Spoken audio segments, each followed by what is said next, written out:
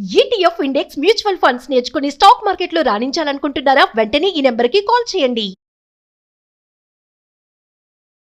భారతదేశంలో కార్మిక చట్టాల లోపల గొప్ప మార్పు సంభవించింది. బ్రిటిష్ ప్రభుత్వం టైంలో కూడా వచ్చిన మొత్తం 29 చట్టాలు భారతదేశంలో ఇప్పటిదాకా వర్తిస్తున్నాయి. కార్మిక చట్టాలు. ఈ కార్మిక చట్టాల వల్ల కొన్నిసార్లు కార్మికులు విపరీతంగా నష్టపోతున్నారు, కొన్నిసార్లు యజమానులు విపరీతంగా నష్టపోతున్నారు. ఇటు కార్మికులకి నష్టం లేకుండా అటు యజమానులకు నష్టం లేకుండా మధ్య మార్గంగా 29 చట్టాలని 4 చట్టాల కింద కుదించినటువంటి కొత్త విషయాన్ని మనం ఇప్పుడు తెలుసుకుందాం. దీనివల్ల కార్మికులకు ఏం లాభాలు రాబోతున్నాయో, యజమానులకు ఏ రకమైన లాభాలు రాబోతున్నాయో, ఇతర దేశాల వాళ్ళు కానీ మన దేశంలో పెట్టుబడి పెట్టాలనుకున్న వాళ్ళు ఇక్కడి కార్మిక చట్టాలను చూసి భయపడి పారిపోతున్నారు.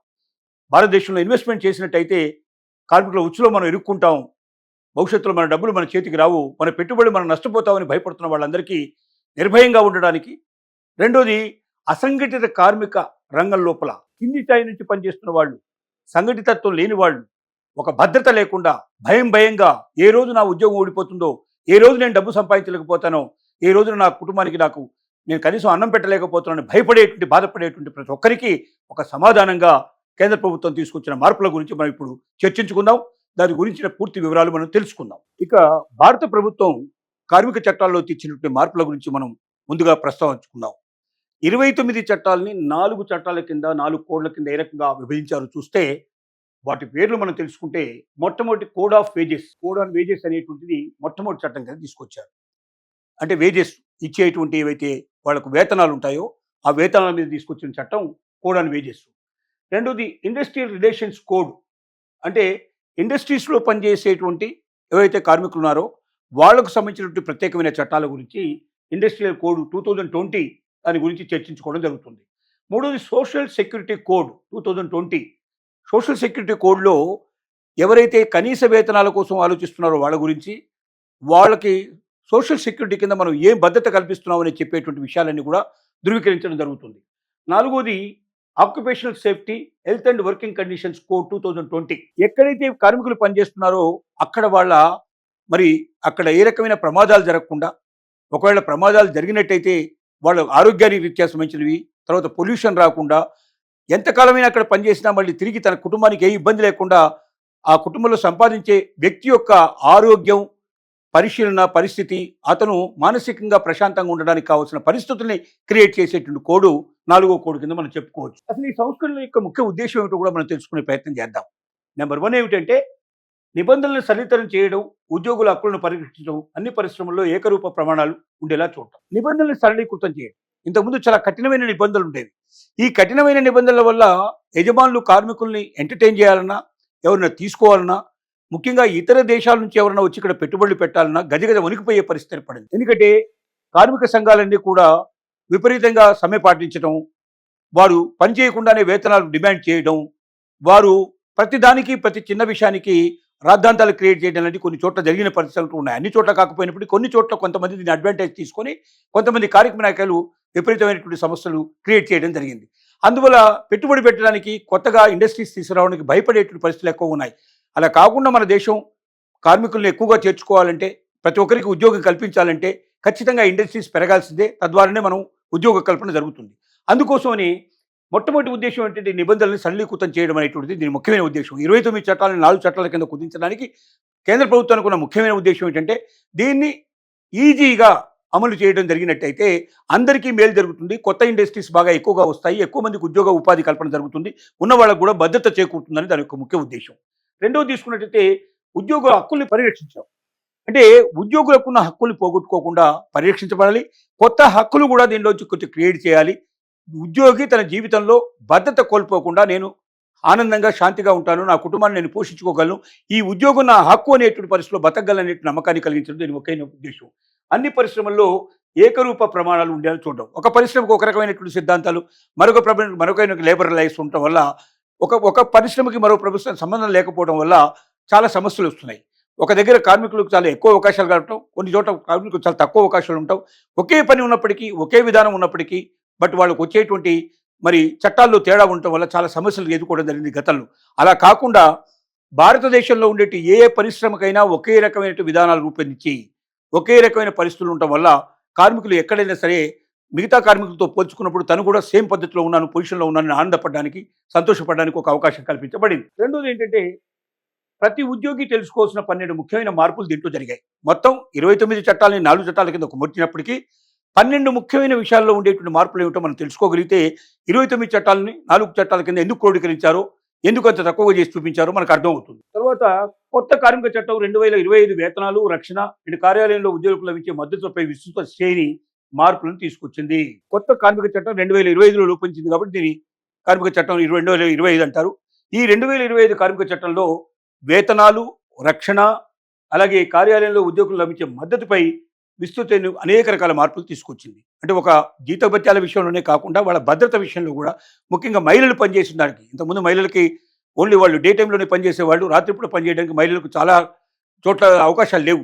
ఇప్పుడు ఎక్కడైనా మహిళలు మగవాళ్లతో సమానంగా రాత్రింబవళ్ళు పనిచేయడానికి అవకాశం కల్పించారు. ఒక పని చేయడమే కాకుండా అక్కడ పనిచేసే మహిళలకు భద్రత కల్పించేటువంటి అంశాలు కూడా దీంట్లో ఉన్నాయి. అవి ఏమిటో ఈ 12 ముఖ్యమైన విషయాలు మనం ఇప్పుడు తెలుసుకుందాం. వేతనాలు, ఆర్థిక ప్రయోజనాల గురించి ముందుగా మనం చర్చించుకుందాం. దీంట్లోపల ఏంటంటే కనీస వేతనానికి సార్వత్రిక హక్కు, మినిమం వేజ్ అనేది కంపల్సరీగా ఉండాలి. ఇంతకు ముందున్న వేజ్ కన్నా ఇప్పుడు పెంచారు.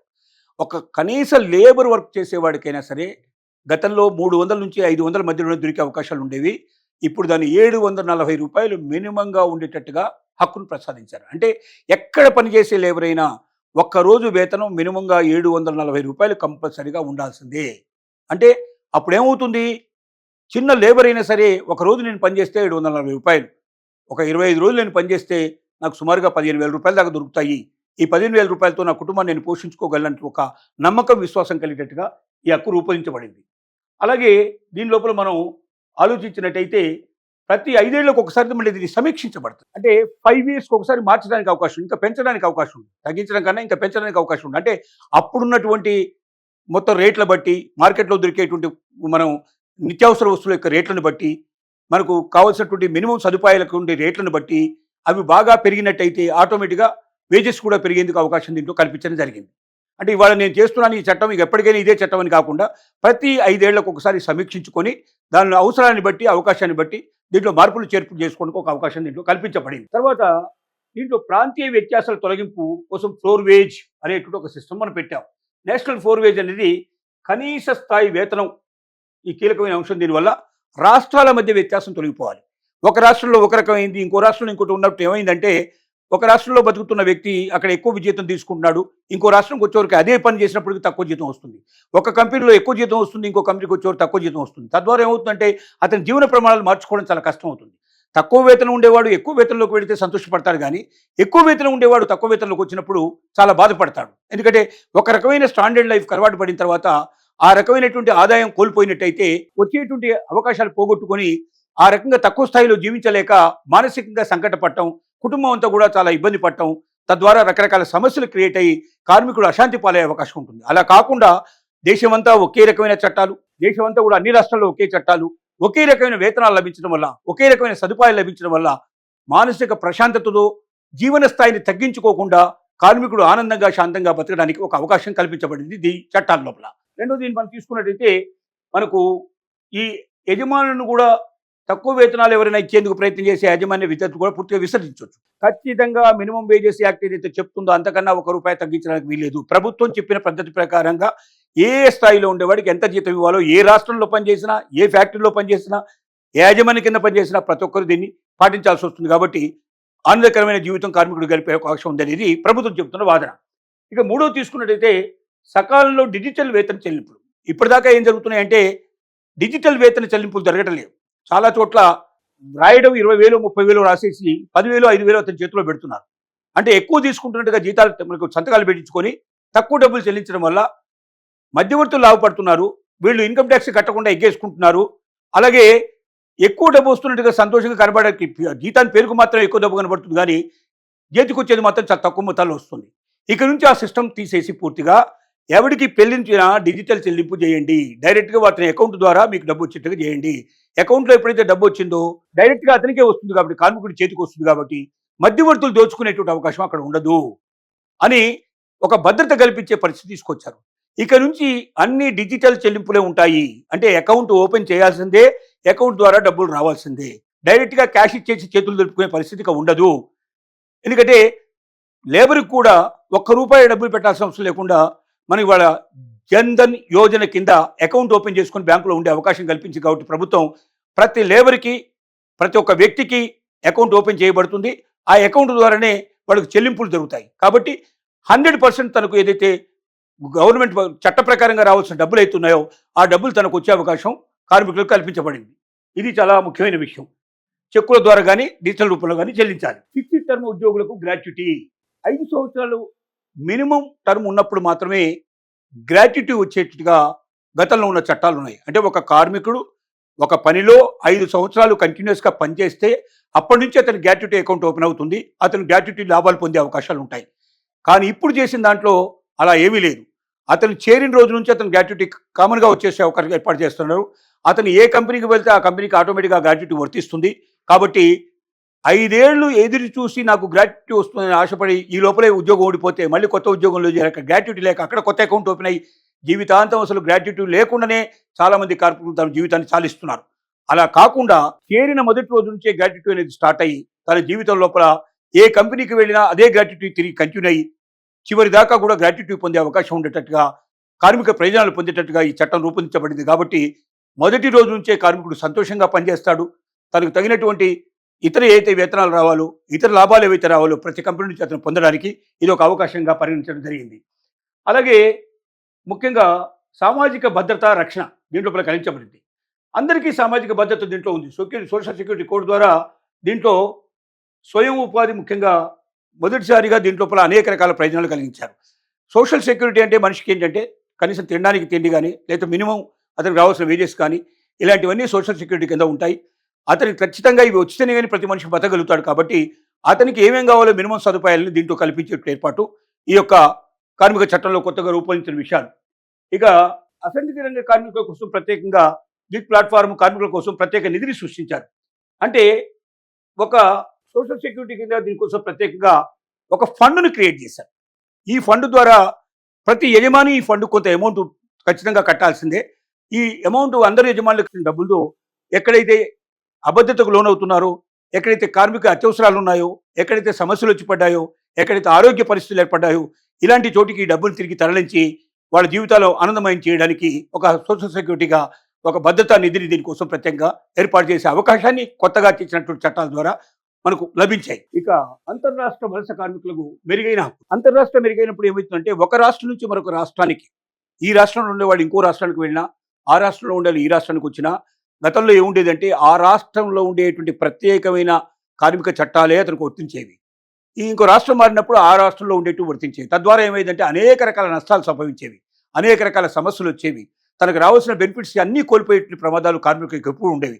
మళ్ళీ కొత్త రాష్ట్రానికి వచ్చినప్పుడు మళ్ళీ కొత్తగా అతని సర్వీస్ అనేది అప్పుడప్పుడే మొదలైనట్టుగా నిర్ణయానికి రావాల్సిన పరిస్థితి ఏర్పడింది. ఇప్పుడు అలా కాకుండా ఒక కార్మికుడు ఎన్ని చోట్ల తిరిగినా, ఎన్ని రాష్ట్రాలు తిరిగినా, ఎక్కడికి వెళ్ళినా అతనికి అన్ని రకాల భద్రత ఉండేట్టుగా ఏర్పాటు చేస్తారు. ముఖ్యంగా ఏంటంటే వన్ నేషన్ వన్ రేషన్ అనే విధానాన్ని ప్రవేశపెట్టారు.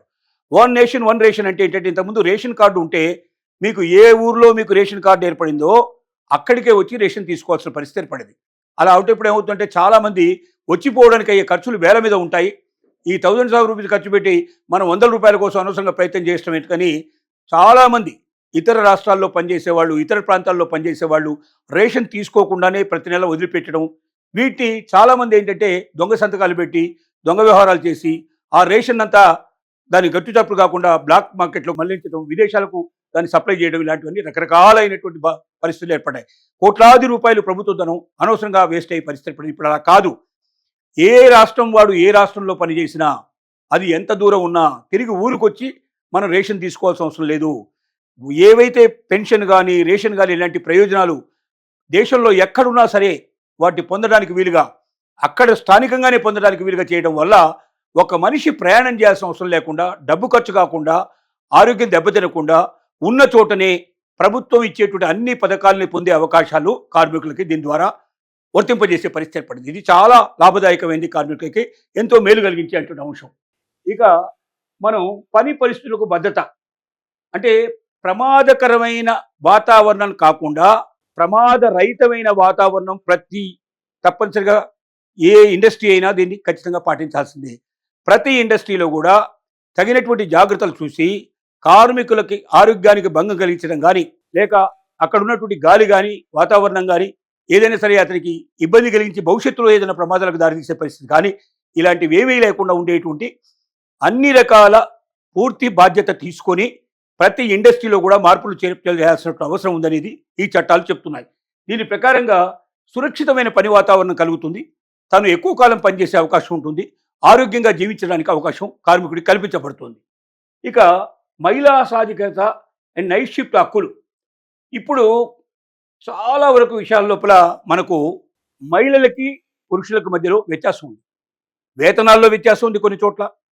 తర్వాత నైట్ షిఫ్ట్లో పనిచేసే అవకాశం చాలా వరకు మహిళలకు లేదు. ఎందుకంటే సరైన భద్రత ఉండకపోవడం వల్ల, రాత్రిపూట వచ్చేటువంటి మహిళల మీద అత్యాచారాలు ఎక్కువ అవడం వల్ల, చాలా కేసుల లోపల మరి యజమానులకు కూడా శిక్షలు పడే పరిస్థితి ఏర్పడటం వల్ల అనవసరమైన రాద్ధాంతం మనకెందుకు, అనవసరమైన ప్రాబ్లం మనకెందుకని నైట్ షిఫ్ట్లోంచి లేడీస్ని తొలగించి పూర్తిగా జెంట్స్కి మాత్రం నైట్ షిఫ్ట్లు ఇచ్చేటువంటి పద్ధతులు ఇప్పుడు ఉన్నాయి.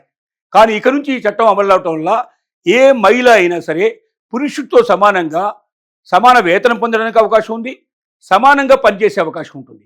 ఖచ్చితంగా నైట్ షిఫ్ట్లో కూడా వాళ్ళు అటెండ్ కావాలి. నైట్ షిఫ్ట్లకు అటెండ్ అవ్వాలంటే వాళ్ళకి తగిన రవాణా సౌకర్యం ఏర్పాటు చేయాలి, అక్కడ భద్రతా ప్రమాణాలు పెంచాలి, వాళ్ళ మీద అఘాయిత్యాలు జరగకుండా చూడాలి, వాళ్ళకు తగిన రక్షణ కల్పించి ఇంటి నుంచి తీసుకెళ్లి మళ్ళీ ఇంటి దగ్గర వదిలిపెట్టే బాధ్యత కూడా ఖచ్చితంగా యాజమాన్యాలు ఊహించాల్సిన పరిస్థితి ఏర్పడుతుంది. అంటే మహిళలకు సమాన వేతనాలు వస్తున్నాయి, మహిళలకు తగిన రక్షణ కల్పించబడుతుంది, పురుషులతో సమానంగా పనిచేయగలిగే అవకాశాలు కలుగుతున్నాయి. కాబట్టి ఇప్పటి నుంచి ఏ మహిళ పురుషుడి కన్నా తక్కువ కాదు, తను కూడా కార్మిక రంగంలో ఈక్వల్గా మగవాడితో పనిచేయగలిగిన నమ్మకాన్ని ఈ చట్టం కల్పించింది. ఇక తప్పనిసరి అపాయింట్మెంట్ లెటర్లు, ఇది చాలా ముఖ్యమైన విషయం. ఇప్పటిదాకా భారతదేశంలో ఒక సంఘటిత రంగాల్లో మాత్రమే మీకు అపాయింట్మెంట్ లెటర్స్ దొరుకుతాయి, అసంఘటిత రంగాల్లో ఇవి దొరకవు. ఇంకా గట్టిగా చెప్పాలంటే ప్రైవేట్ కంపెనీల్లో చాలా వరకు అపాయింట్మెంట్ లెటర్ ఇవ్వకుండానే నేను ఈ రోజు నుంచి అపాయింట్ చేశానని చెప్తాడు, కోపం వచ్చినప్పుడు ఈ రోజు నుంచి పీకేశానని చెప్పేస్తాడు. ఇంత సులభంగా ఉన్నాయి. 20 ఏళ్ళు పనిచేసినా 30 ఏళ్ళు పనిచేసినా ఒక ప్రైవేటు ఉద్యోగికి భద్రత లేదు. ఖచ్చితంగా ఏ క్షణంలో యజమాని కోపం వస్తే ఆ రోజుల లోపల ఆ సమయంలోనే ఆ మూమెంట్లోనే ఆఫీస్ నుంచి బయటికి తరిమేయబడతాడు. ఇంత ఘోరంగా ఉన్నటువంటి పరిస్థితి నుంచి ప్రతి ఒక్క ఉద్యోగి, ప్రతి ఒక్క కార్మికుడు ఇవాళ గుండె మంచిగా తాళనెత్తుకొని సిద్ధపడి చెప్పగలిగే విషయం ఏంటంటే, without appointment letter there is no appointment. ఎవరిని తీసుకోవాలన్నా, ఎంత చిన్న ఉద్యోగం తీసుకోవాలన్నా, ఎంత చిన్న లేబర్ని తీసుకోవాలన్నా ఖచ్చితంగా అపాయింట్మెంట్ లెటర్ ఉండాల్సిందే. ఆ అపాయింట్మెంట్ లెటర్ ద్వారా అతనికి లేదా ఆమెకి ఏ పని ఇస్తున్నారు, ఎంత వేతనం ఇస్తున్నారు, ఏ రోజు నుంచి అపాయింట్ చేశారు, ఏమిటి కండిషన్, టర్మ్స్ అండ్ కండిషన్స్ అన్ని వివరంగా చట్ట ప్రకారంగా ఉంటాయి. అంటే ప్రతి ఒక్కరూ భద్రతగా ఫీల్ అయ్యే అవకాశం ఉంటుంది. ఎంత చిన్న లేబర్ దగ్గర నుంచి మొదలు పెడితే పెద్ద వైపులో ఉండేటి పెద్ద మంచి పొజిషన్లో ఉండేటువంటి ప్రతి ఒక్క ఉద్యోగి తన భద్రతను తను కాపాడుకోవడానికి ఈ కార్మిక చట్టం ఉపయోగపడుతుంది. ఉచిత ఆరోగ్య సంరక్షణ చాలా ముఖ్యమైన పాయింట్ ఇది. 40 ఏళ్లు పైబడ్డటువంటి ప్రతి ఒక్క కార్మికుడికి యాజమాన్యం సంవత్సరానికి ఒకసారి అన్ని మొత్తం పరీక్షలని, ఆరోగ్య పరీక్షలన్నీ చేయించాలి ఉచితంగా, ₹1 ఖర్చు లేకుండా. ప్రతి సంవత్సరానికి ఒకసారి 40 ఏళ్ళు దాటినటువంటి ప్రతి కార్మికుడికి, ప్రతి ఉద్యోగికి తప్పనిసరిగా అన్ని ఆరోగ్య పరీక్షలు చేయించి, ఆ ఆరోగ్య పరీక్షలో ఎవరైతే జబ్బు పడ్డట్టుగా కానీ, ఆరోగ్యం దెబ్బతిన్నట్టుగా కానీ, శారీరకంగా కానీ మానసికంగా కానీ ఉన్నట్టయితే పూర్తి యాజమాన్యపు ఖర్చుతోటి దాన్ని బాగు చేయించి తిరిగి అతన్ని పనిలోకి తీసుకునేటువంటి పరిస్థితి ఉండాలి. ఇది ఎంత గొప్ప ఆనందకరమైన విషయం అంటే, అసలు ఇప్పుడు ఉన్నట్టు వాళ్ళలో ఎవడైనా జబ్బు పడితే వాడిని వదిలించుకోవడానికి ప్రయత్నం చేయడం తప్ప వాడి బాధ్యత తీసుకోవడానికి కార్మిక చట్టాలు చాలా వరకు సహకరించడం లేదు. చట్టాల్లో ఎక్కడో మూల రాసున్నప్పటికీ దాన్ని పాటించేటువంటి యజమానులు లేరు. కానీ ఇక నుంచి అలా తప్పించుకోవడానికి వీలేదు. 40 years కంప్లీట్ అయినటువంటి ప్రతి కార్మికుడు తప్పనిసరిగా ప్రతి సంవత్సరం పూర్తిగా అతని శారీరకమైన పరీక్షలు పూర్తి చేయాలి, మానసిక పరీక్షలు చేయాలి, ఆరోగ్య పరీక్షలు పూర్తి చేసి అతని రోగాలు ఏమైనా ఉంటే దాన్ని పూర్తి నయం చేయించి ₹1 ఖర్చు లేకుండా యజమాని భరించాలని ఈ చట్టం చెబుతోంది. ఇక చివరిగా మనం చెప్పుకోవాలంటే ఒకే రిజిస్ట్రేషన్ ద్వారా సరళీకృత నిబంధనలు, అంటే ఒకే లైసెన్సు, ఒకే రిటర్న్ వ్యవస్థ, దీని ద్వారా ఇన్స్పెక్టర్ రాజనే విధానం తొలగిపోయి పారదర్శకత, వేగవంతమైన పరిష్కారాలు సాధ్యం అవుతాయి. అంటే ఒకే రిజిస్ట్రేషన్ ద్వారా సరళీకృత నిబంధనలు అవుతాయి. దీంట్లో సింప్లిఫైడ్ చేశారు. ఒక దగ్గర మనం రిజిస్ట్రేషన్ చేసుకొని ఒక కార్మికుడుగా మనం గుర్తింపు పొందిన తర్వాత ప్రతి చోట ఏ రాష్ట్రానికి పోతే ఆ రాష్ట్రంలో మళ్ళీ మనం ప్రత్యేకంగా రిజిస్ట్రేషన్ చేసుకోవాల్సిన అవసరం లేదు, మన ఉద్యోగం గురించి ఆరాటపడాల్సిన అవసరం లేదు. ఒక్కసారి రిజిస్ట్రేషన్ చేసుకుంటే ఆ రిజిస్ట్రేషన్ నేషనల్ లెవెల్లో మొత్తం ఎక్కడైనా నడుస్తుంది. మన ఉద్యోగ భద్రత ఉంటుంది, మనకు ఉద్యోగం దొరకడం కూడా సులభతరం అవుతుంది. మన జీవితాన్ని కొనసాగిస్తూ కార్మికుడు ఆనందంగా ప్రశాంతంగా తన జీవితాన్ని గడపడానికి 12 సూత్రాలు అతని జీవితంలో గొప్ప మార్పులు తీసుకొస్తాయి. అలాంటి గొప్ప వాటికి శ్రీకారం చుట్టాం. మేము 29 చట్టాలు 4 చట్టాలు చేసామని మనకు ప్రభుత్వాలు చెప్తూ ఉంటే, కేంద్ర ప్రభుత్వం చెప్తూ ఉంటే చాలా కార్మిక సంఘాలు ఇందులో మాకు ఈ గతంలో ఉండేటువంటి అనేకమైన లాభాలు పోగొట్టుకుంటున్నాం, మాకు అనేక రకాల నష్టాలు జరగబోతున్నాయి, కాబట్టి ఈ చట్టాల్లో ఇంకా మార్పు తీసుకురావాల్సిందే, మరొకసారి చేంజ్ చేయాలని కార్మిక సంఘాలు చాలా చోట్ల దీనికి గగ్గోలు పెడుతున్నాయి. ఇది దీనికి సంబంధించిన ముగింపు విషయం.